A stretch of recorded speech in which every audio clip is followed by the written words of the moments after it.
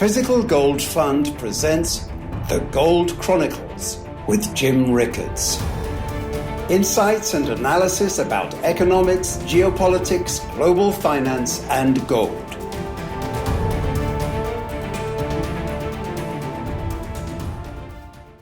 Hello, I'm John Ward on behalf of Physical Gold Fund. We're delighted to welcome you to the latest webinar with Jim Rickards in the series we're calling The Gold Chronicles. Jim Rickards is a New York Times best-selling author and the chief global strategist for West Shore Funds. He's the former general counsel of Long-Term Capital Management. He's a consultant to the U.S. intelligence community and to the Department of Defense. He's also an advisory board member of Physical Gold Fund. Hello, Jim, and welcome. Hi, John. Great to be with you.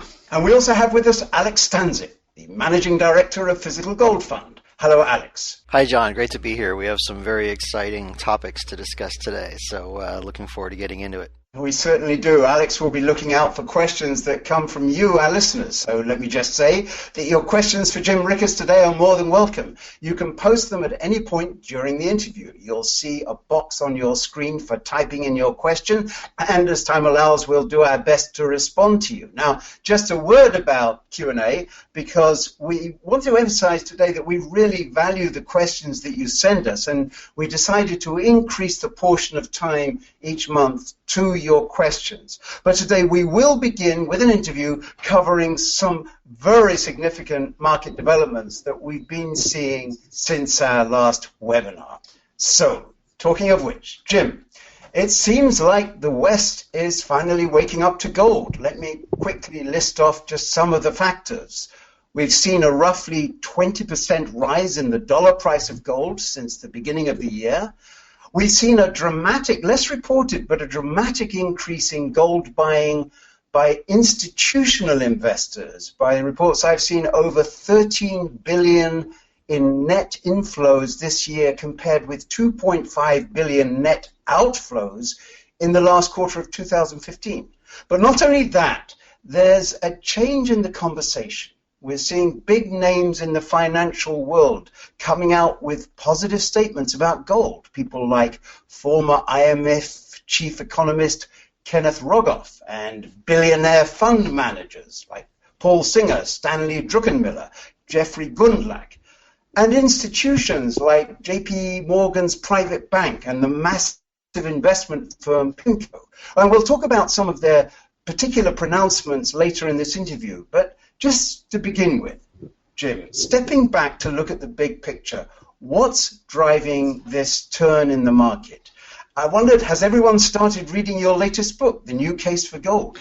Well, John, thank you for the kind words about the book. I think as you know, as we've discussed, books don't come out of thin air. Unlike money, money does come out of thin air, at least central bank money does.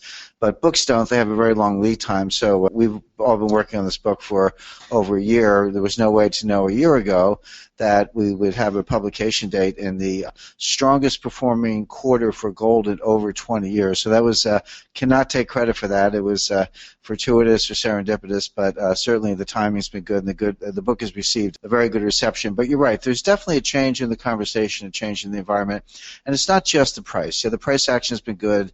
Gold's up over 20% so far this year. Best performing asset class. If you look across stocks, bonds, other commodities, various currencies, etc., gold beats them all this year. That's, by the way, not only true this year, it's true for this millennium, or this century, if you will. If you go back to January 1st, 2000, gold has outperformed all the other asset categories I mentioned. Investors are only too aware the gold drawdown from August 2011 to November 2015. Not a lot of fun, but if you take recent action or longer horizon action, gold has done what it always does, which is it preserves wealth and holds it very well compared to other asset classes. But that it's not just the price. There's definitely a change in, I think you put it, the conversation. And this goes back to something I wrote a little while ago. I said gold is a chameleon. And what I meant by that, of course, I think of gold as money. But I said, there are times when gold trades like a commodity. It's in the commodity indices. It's part of the commodity complex. It looks like a commodity because you dig it up out of the ground the same way you do with copper or iron ore, etc. I don't really think of gold as a commodity, but there's certainly times when it trades that way. Gold is also sometimes considered an investment. It competes in institutional portfolios for an allocation side by side with stocks and bonds and some of the asset categories we mentioned. But sometimes gold is money. And I think what happened, I trace this really to late 2014, but it really gathered steam recently, is that investors in general are losing confidence in central bank money. If you think of it as a competition, there are a lot of forms of money. I would say the dollar is money, the euro is money, Bitcoin is money, gold is certainly money, silver can be money at times in the past, feathers and clamshells have been money. So money can take many different forms based on shared values and confidence that other people will take it as a unit of exchange. And right now what's happening is that investors are looking at central banks. They're saying, 7 years on, almost 8 years from the financial collapse, growth is still well below potential. Debt is still rising faster than growth. Debt to GDP ratios are increasing. True, we have not seen that sort of spectacular collapse in the international monetary system, which I do expect. I'm certainly not taking that off the table. I've been writing about it and thinking about it for a long time. It hasn't happened yet, but the signs are that the system is under more and more stress. And the central bank policies are not only failing to get economies back to trend growth, but they're increasingly seen as futile. In other words, if you just do more, it's like the old joke about, more cowbell from that old Saturday Night Live skit. Doing more isn't working. And so if you're an investor and you say, well, we don't have much confidence in the Fed and their dollars, or the European Central Bank and their euros, or the Bank of Japan and their yen, is there another form of money out there? And the answer, of course, is gold. So I just think that gold is winning the horse race, if you will, among various competing forms of money. And that's getting some attention and getting some commentary. Now, we'll spend a little more time in the interview on some of the specifics of some of the names you mentioned. By the way, John, it was a pretty good list. You had Stan Druckenmiller, one of the most successful long-term investors of all time, one of the great hedge fund managers, protege of George Soros, went out on his own. With Duquesne Capital Management, now runs it as a family office, but one of the best long-term track records out there. Same thing with Paul Singer, runs Elliott Capital Management, and a few other names you mentioned, but you left out the biggest one of all, which is understandable because it's only in the last 24 hours, but George Soros, came out the other day, and he didn't actually make a public statement, but what happens for large institutions, they have to file a form called a 13F. That's one of these SEC forms. They come out quarterly, a certain number of days after the end of the calendar quarter.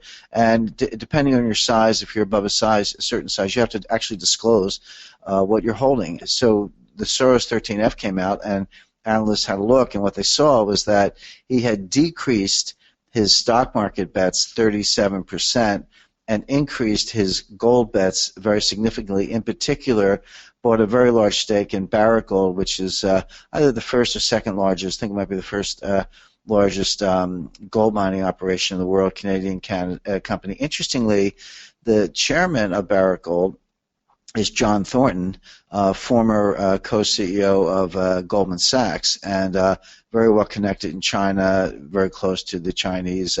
Actually has spends a lot of time in Beijing, has an there. So Thornton's an interesting figure. Again, top guy at Goldman Sachs, one of the most connected Westerners in China, and the chairman of Barrick Gold, and that's the company that George Soros is buying into. So these guys are, when you talk about Druckenmiller, Singer, and Soros, you're talking about the best. They're not flash in the pan guys. They've been doing this for 20, 30 years. In Soros' case, more like 40 years. So I do think it's a very, very significant development and a change in sentiment. We're also seeing it in gold mining stocks. I'm not a stock picker, but there are fabulous opportunities there, and for those who do the analysis and can find the right companies. So yeah, I think sentiment's changed, fundamentals have changed. We've said on this podcast, going back over a year, we said the technical setup was there. We were seeing physical shortages based on our conversations with people on the physical side of the business. By physical, I mean refiners, vault operators, secure logistics operators, dealers, entities like the Physical Gold Fund, where they handle the real stuff. When you deal with Physical Gold Fund, you're talking about physical gold kept in a vault. This is not paper gold. So from that end of the business, we've seen the tightness in supply for a long time. We've also seen the voracious demand coming from China and Russia notably, but also Iran, Kazakhstan, Mexico. There are a lot of countries around the world who are acquiring gold. There are no central banks that are selling any significant amount of gold. You know, people made a big to-do about the Canadians dumping their gold, which is too bad for Canada, but they only had 3 tons. It wasn't as if they were dumping 30 tons or 300 tons. They only had about 3 tons left, and they did dump it. So no significant selling, a lot of significant buying, physical shortages cropping up, the paper gold to physical gold ratio near all-time highs, COMEX warehouse being stripped practically bare, open interest relative to physical gold close to all-time highs. So the setup was there for a big price increase. So that's not surprising. But combine that, let's call it the technical setup, with the fundamental setup, which is lost confidence in central bank money, and then smart people coming out with a kind word to say about gold. It's been a good run, but this is just beginning. Gold could go up or down on any given day. It's down a couple bucks today, but I'm not a day trader. That's not how I think about it. I think about it as a store of wealth, as a way to protect yourself against the storm and coming collapse in confidence in central bank money. So, but it's not too late to get in. This thing has a very long way to run. Well, thanks, Jim. That is an extraordinary combination. And now drilling down a little bit into what's being said by some of these smart minds. I mentioned PIMCO in that last question. This is something you've written about recently. Let's take a look briefly at an article they just published. Article's a bit coy in tone to my mind, but it floats an idea for fighting deflation, or if you like, encouraging inflation, which of course we know the central banks want, or Fed wants anyway, that you've mentioned several times in our conversations. And here's the idea, very simply, the Fed could jack up the price of gold, which would have an immediate inflationary impact without the downsides of the familiar gambits like quantitative easing and negative interest rates. Of course, to do this, the Fed would be treating gold as money. So I guess they'd have to eat a rather large helping of humble pie. Is this move even remotely likely? Well, not only, I think it is likely, John, but not only is it likely, it has happened before, and now it's getting a kind of a second life, at least in terms of public commentary on this. The specific article you're referring to, I think the title had to do with Rumpelstiltskin, you know, the old nursery tale or fable, Rapunzel, Rapunzel, let down your hair that I may climb the golden stair. So you're right, the author was a little bit coy, but he had good reason to be coy. The author was Harley Bassman, one of the top economists at PIMCO, but he had reason to be coy because think about what PIMCO is. PIMCO is the largest, most sophisticated bond investment fund in the world. It's owned by a company called Allianz, which is one of the largest insurance companies in the world. You can't get much more institutional than PIMCO and Allianz. So it's one thing for an author, an analyst, someone like myself to say these things, and I have said them many times, but when PIMCO comes out and puts their name on it, I consider that a very big deal because, as you know, anyone with a kind of a kind word to say about gold is inviting ridicule, but here's an establishment figure saying the same thing. Now, what Bassman said specifically, he was addressing the issue of deflation, which you mentioned. Deflation is the central bank's worst nightmare. It's the thing they fear the most. They actually don't fear inflation. They want a little bit of inflation. They're not getting what they want. I call this Jaggernomics in honor of Mick Jagger because the Rolling Stones had a song, You Can't Always Get What You Want. And the Fed wants inflation, and they can't get it. They've been trying for 8 years. They've tried everything under the sun, QE1, QE2, QE3, forward guidance, currency wars, Operation Twist, zero interest rates, in Europe, case of Europe, negative interest rates. They've tried everything, and it hasn't worked. And deflation is their worst nightmare because it increases the real value of the debt. The U.S. debt burden is already non-sustainable. That's beginning to sink in. We haven't seen a debt panic yet, but the elements of non-sustainability, namely that your debt is growing faster than your economy. See, debt is manageable. If your economy is growing faster than your debt burden, the debt is manageable. People just kind of shrug and say, well, yeah, the debt's going up, but the economy's going up more, and so they can afford to pay it, and that's satisfactory. But we have the opposite situation, that the debt burden is going up faster than the economy. The debt to GDP ratio is growing. We're on the path of Greece. Maybe we're walking that path a little more slowly than Greece, but we're heading in the same direction. And so one way to solve that problem, it'd be nice if you could grow your way out of it, but the structural setup for growth is not there. But you can inflate your way out of it. That's sort of the American way. And that's the real reason the central banks want inflation and want to avoid deflation, because deflation actually increases the real value of the debt. It makes everything I just said even worse, and if we're already non-sustainable, then deflation would make it even more non-sustainable and hasten the day of collapse of some kind or another. So the central banks have to get inflation, but they haven't been able to get it. So I've said on this podcast, and I've written in the past, that you can have inflation in 15 minutes. All you have to do is for the Federal Reserve to go into the boardroom down on Constitution Avenue, close the door, take a vote, walk out 15 minutes later, and announce, Janet Yellen in front of the microphone, ladies and gentlemen, as of this minute, the price of gold is $5,000 an ounce. If you think that's cheap, come and get it. You can buy all the gold. The doors of Fort Knox are open. And if you think that's expensive, sell it to us. We'll take it off your hands. Well, if you have enough gold, which they do, they have 8,000 tons, and if you have a printing press and you make a two-way market, you say, our target price is $5,000 an ounce. We're buyers at $49.95. We're sellers at $50.50. If you think it's cheap, come and get it. If you think it's dear, we'll buy it from you. If you do that, which they're capable of doing, then the price is $5,000. You just make the price $5,000 by diktat, if you will, and you conduct open market operations and make a two-way market to make it stick. Well, the point of that, the purpose of that, would not be to enrich holders of gold. I think a lot of listeners on the call and the clients will fund, and some of us personally would do fine in terms of the price of gold going up, but that, of course, is not the reason to do it. Nothing happens in a vacuum. If you take the price of gold to $5,000 an ounce, you're going to take the price of gasoline to $10 a gallon at the pump. Silver would be $100 an ounce. Groceries will go up. Coal, wheat, corn, steel, every commodity would go up along with gold. It wouldn't really be, taking gold from, let's say, around numbers, $1,000 an ounce to $5,000 an ounce, don't think of it as a 400% increase in the price of gold. Think of it as an 80% decline in the value of the dollar.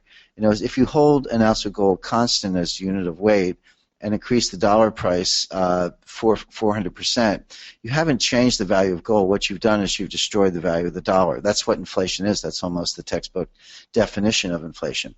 So that's the way for the Fed to get inflation. As I say, in 15 minutes, they don't have to wait 7 years of all these crazy policies. That they could do it by order. And by the way, that's happened before. For those who think that's highly improbable, it's exactly what happened in 1933. Between 1929 and 1933 was the longest period of sustained deflation in U.S. history. The government was desperate to break out of deflation, and they did it by increasing the price of gold 75%, from $20 an ounce to $35 an ounce. Well, why does the price of gold go up 75% in a deflationary environment? Well, the answer is that the government wanted to cause inflation, and the easiest way to do that is to devalue the dollar, and the easiest way to do that is to raise the dollar price of gold. So that's the analysis. What struck me about Bassman's article, two things. When I read it, I thought to myself, gee, that sounds familiar, and I opened to page 244 of my book Currency Wars, which came out in 2011, and I had laid out exactly the same scenario, slightly different numbers, but the book's 5 years old. Of course, I've written about that and spoken about that many times, but so I don't know whether Harley is going to send me a royalty check, but I just say welcome to the conversation. When I see ideas like that being copied almost verbatim, I don't get upset. I think actually secretly that's good. We've added one more voice, an important voice, to a very important conversation. Be that as it may, many people could come up with the same idea on their own. What struck me was not the idea, which I had written about before, but the voice that was coming from PIMCO. This was the establishment. This wasn't Zero Hedge. This wasn't some fringe player. This was PIMCO talking. Now, the other article you mentioned, I'll just spend a few minutes on this, was Ken Rogoff. Now, just to situate that, Ken Rogoff, as you mentioned, was the former chief economist of the IMF, International Monetary Fund. He's a full professor at Harvard University. He's the author of one of the best-selling economics books of the last 10 years with his co-author Carmen Reinhart. This time it's different. Ken also happens to be a chess grandmaster. He seriously considered a career as a professional chess player before he went into economics. So needless to say, he's a big brain, very nice guy. But the point is, the reason I'm reciting his resume is to make the point that you can't get any more establishment than Ken Rogoff. By the way, word is that he's on the short list to fill one of the vacancies on the Board of Governors of the Federal Reserve. There are 7 seats on the Board of Governors, but right now 2 of them are vacant. They've been vacant for a long time. The White House has been very slow to fill those seats, to make those appointments, but there's some talk that Ken Rogoff might be on the short list to fill one of those seats. So the point being, you can't get more establishment, more mainstream than Ken Rogoff. He wrote an article about a week ago and recommended that emerging market central banks allocate 10% of their assets to gold. And I almost fell off my chair. I said, wait a second, Harvard, IMF, this guy's saying go out and buy gold, and that's exactly what he was saying. Of course, the 10% number resonated with me because I've said all along many times on this podcast that 10% is my recommended allocation. Again, I'm sure Ken thought of that on his own, but it's interesting how there's some convergence of ideas here. But the article is even more interesting than that because he gave some reasons. He said, well, you've got too many dollars. You need to diversify away from dollars. And he was thinking about gold as money. He wasn't saying, oh, go buy euros, go buy Japanese yen, go buy Swiss francs, and you can buy all those currencies or invest in securities in those currencies. He was saying go buy gold for 10% as a diversification of your reserves because emerging markets have too many dollars. And he was referring specifically to this whole very dangerous risk on, risk off, hot money dynamic where the Fed, and this happened this afternoon, as a matter of fact, the Fed talks about, well, maybe we're more likely to raise rates, and all of a sudden, everyone sells emerging markets, sells Malaysia, Indonesia, Turkey, South Africa, dumps all those stocks, dumps those currencies, buys dollars, gets back into U.S. money markets because they think the rate's going to go up, and then the Fed decides, just kidding, we're not going to raise rates after all, and everybody shorts dollars, borrows dollars, goes back into emerging markets. Anyway, you get these huge swings, and I travel around the world a lot. I mean, I go to Malaysia and South Africa and Turkey. I've been to all these countries recently, and this is all they talk about. Their markets skyrocket when it's risk on, and they crash when it's risk off, and their currencies likewise, and they sit there and say, wait a second, we're not doing anything. We didn't change policy. We didn't change our tax rate or central bank policy. It's the Fed that's raising or lowering expectations about rate hikes is causing all these crazy hot money inflows and outflows. So Rogoff's saying, well, if you had gold, you wouldn't have to worry about that. People wouldn't be dumping gold just because the Fed was going to do one thing or the other, and it's a way to diversify your reserves, insulate yourself to some extent from this risk on, risk off dynamic, which is very dangerous. All of which I agree with. I agree 100%. I was just shocked to see a Harvard professor, sort of coming over to our side of the debate. He said something else that was even more fascinating. He said, this is his advice to emerging markets. He said, don't worry too much if there's scarcity of supply, because the price will go up. Well, of course, that's exactly what you should expect. If there's if you have increasing demand because emerging markets want to have more gold and you have tight supply conditions, which we've already talked about, the classic market solution to that is for the price to go up. And what Rogoff was saying is you're going to start out with a target, right? Let's just say you have I'll use a round number, $1 billion of reserves, and you have to get you want $100 million in gold. Well, you'll start to go out and buy the gold, trying to get at a certain price, trying to get to that target. You might find that you can't get any gold. And Rogoff said, don't worry, because the price will go up. In other words, the way you get to $100 million, there are 2 ways. One is to buy larger quantities at a fixed price. The other one is to not be able to buy it at all, but watch the price go up because of tightness in supply and demand. So, which is also exactly right. And I said that in my book, The New Case for Gold. I said, you never have to worry about running out of gold because the price will go up. You can support any amount of asset allocation or any amount of money supply, any amount of traded finance with a fixed quantity of gold just by increasing the price. So here's the recommendation for emerging markets to buy gold. Do so because the dollar is dangerous, and don't worry about scarcity of supply because the price will go up. That's the trifecta for gold investors. It's exactly what we've been talking about for a couple of years on this podcast. But again, not to belabor the point, John, but these are familiar arguments to our listeners and our audience. Familiar is when Druckenmiller, Soros, Singer, Rogoff, Pimco, all these names come out and say the same thing. Then you know something's going on. Well, there's one other voice, but this one's really coy, and I don't know how to interpret it, but Alex pointed this out from a speech just published by the chief economist of the Bank for International Settlements. And he's addressing this issue of diversification away from the dollar and says, just diversifying currencies doesn't work, basically. And then he goes into analysis of the sort of structural problems in the world's monetary and financial system, and he says that what it lacks is what he calls an effective anchor. It doesn't describe what that anchor might be, but is that speech even possibly clearing the way for introducing gold as a more central and overt player in the organization of the international monetary system?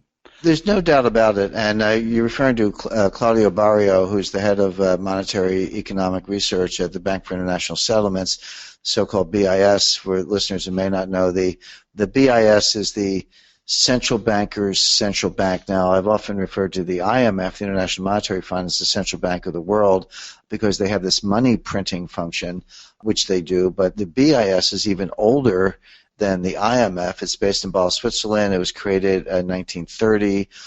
I call it a treehouse for central bankers. Like when you're little kids, you want a treehouse to get away from your parents or get away from scrutiny. So this is where the central bankers go once a month. And the top ones, the sort of G10 economies, have a nice lunch overlooking the river there in Switzerland. They close the doors. There are no minutes, no records, no statements, no press conferences, no accountability. Nobody knows what goes on inside that room unless you're in the room or speak to someone who does. Interestingly, one of my former partners, David Mullins Jr., was the vice chairman of the Federal Reserve. He said, Greenspan didn't like to travel that much, and often David was the one who had to go to Switzerland and sit in on these meetings. As a representative of the U.S., would be the vice chairman instead of the chairman, but David was, I think, at the time, the youngest professor in the history of Harvard, so certainly a very well-regarded figure in monetary economist. So, but that's how close you have to be to the situation to have any idea what's going on there. So Claudio Barrio is their chief monetary economist, and he gave this speech in Zurich, Switzerland, just last week. He said exactly what you said, John, that the international monetary system is rudderless, has no anchor. There's no gold standard. There's no dollar standard. I would say from 1980 to 2010, the reason things were not more chaotic is because we had a dollar standard. That may not be a strong anchor, but it's something. The U.S. was committed to a strong dollar before President Obama and Mike Froman launched into the currency wars in 2010. There's no anchor at all. By the way, I can relate two other conversations. I may have mentioned this on the call, on the podcast before. I'll be brief, but I spoke to Ben Bernanke, former chairman of the Federal Reserve in Korea not long ago, and shortly thereafter I spoke to John Lipsky. John, interesting figure. He was the only American ever to head the IMF, which is odd because the deal at Bretton Woods was an American would head the World Bank, and a European or non-American basically would head the IMF. So how on earth do you get an American head of the IMF? It's never happened. Well, the answer is it happened once when Dominique Strauss-Kahn got arrested and had to resign under dubious circumstances, to say the least, and they weren't ready with a successor. So John stepped in he was the first deputy managing director, so he became, in effect, acting head of the IMF. But he was at least nominally the head.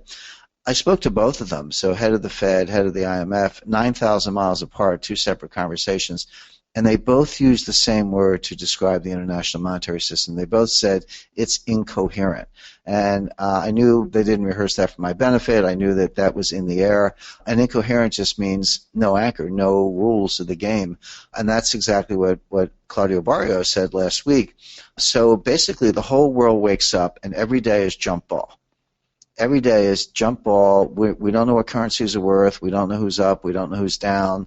Again, part of the reason there's a flight to gold, because at least with gold you've got a little bit more confidence in it. They're not printing any more of it. Mining output's only about 1.6% a year, so the physical supply doesn't go up that much under the best of circumstances.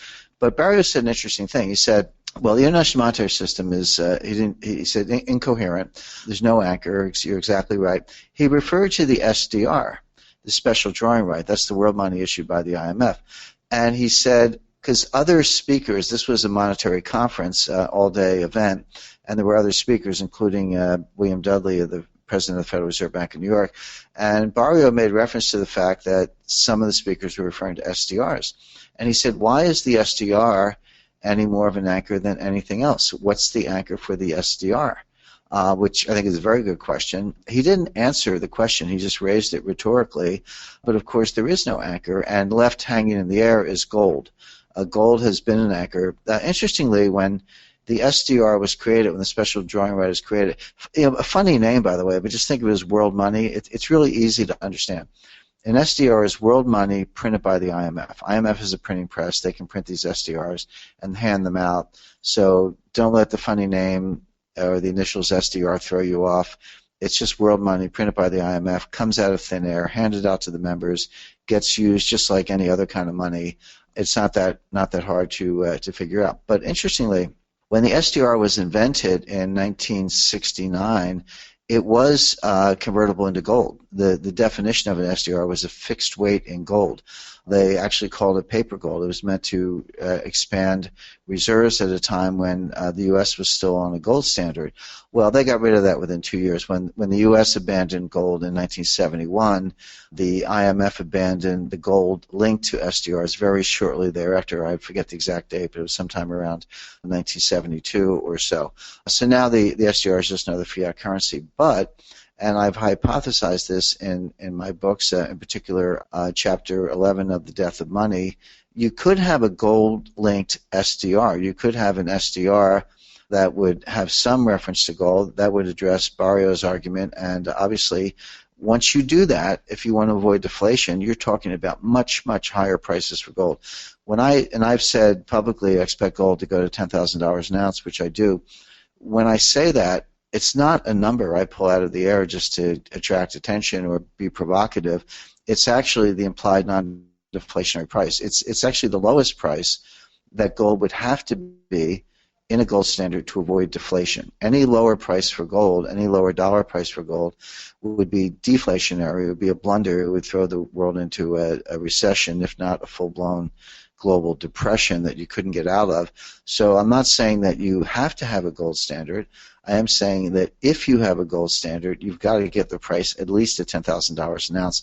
So again, going through all these hedge fund mavens, professors like Ken Rogoff, economists like Claudio Barrio, and others, this is very much front and center in the elite conversation today. You have been listening to The Gold Chronicles with Jim Rickards, presented by Physical Gold Fund. Recordings can be found at physicalgoldfund.com/podcasts. You can register there for news of upcoming interviews with Jim Rickards and other world-class thinkers.